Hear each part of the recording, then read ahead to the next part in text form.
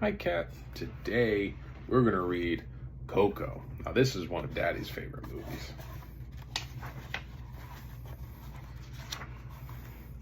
In the small town of Santa Cecilia, there lived a boy named Miguel Rivera. His house was full of family, including his great-grandmother, Mama Coco.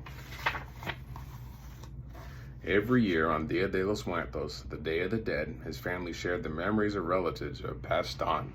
Miguel's abuelita would tell the story of his great-great-grandmother, Mama Imelda, whose heart had been broken by her musician husband because of him. There was one rule in the Rivera household: no music. But Miguel loved music. In his secret hideout, he learned to play guitar by watching videos of a favorite musician, Ernesto de la Cruz. It inspired Miguel and snuck out of the house one night with his dog, Dante, to perform at a local talent show.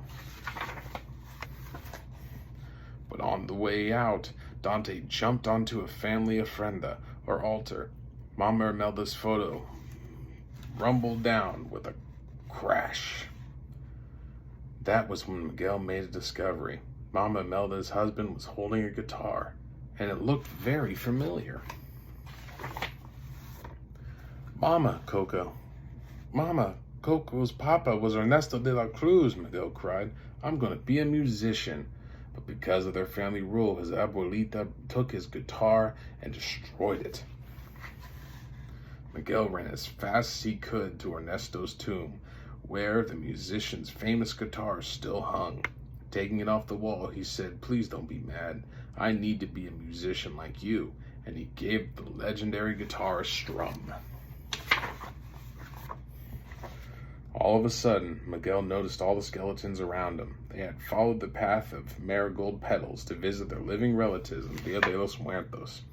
To return to the land of the living, Miguel would need a blessing from one of his dead family members so Dante could cross the marigold bridge into the land of the dead.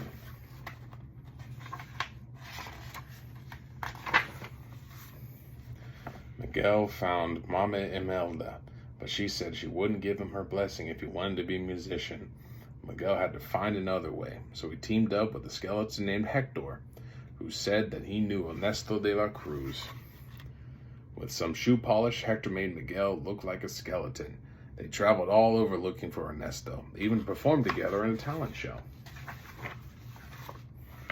But Miguel was running out of time. If he didn't get Ernesto's blessing soon, he'd turn into a real skeleton and never go home.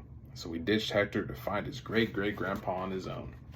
Miguel snuck into Ernesto's fiesta in the tippy top of the tall tower, but the place was crowded. He couldn't get to Ernesto. So Miguel belted out a song. Everyone watched as he sang, and he fell into Ernesto's pool. The skeleton saw that he was a living boy. Ernesto was overjoyed to meet Miguel. "I have a great-great-grandson." But then Hector appeared, and as the two men argued, Miguel learned the dark truth. His great-great-grandpa had poisoned Hector and stolen his songs to become famous. Miguel was shocked to see Ernesto's face turn cold. Ernesto explained that he couldn't risk letting the world know the truth. Then he threw Miguel and Hector down into a dark pit. Suddenly, Mama Imelda and Dante came to their rescue, but Hector began to disappear. His daughter was starting to forget him. Mama Imelda and Hector sent Miguel home with their blessing.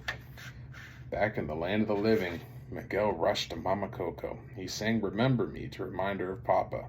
She usually didn't talk much, so Miguel was thrilled when she began to sing along. Mama Coco kept her papa's memory alive by sharing stories of their relatives. At last, the Riveras realized that music could bring them closer together.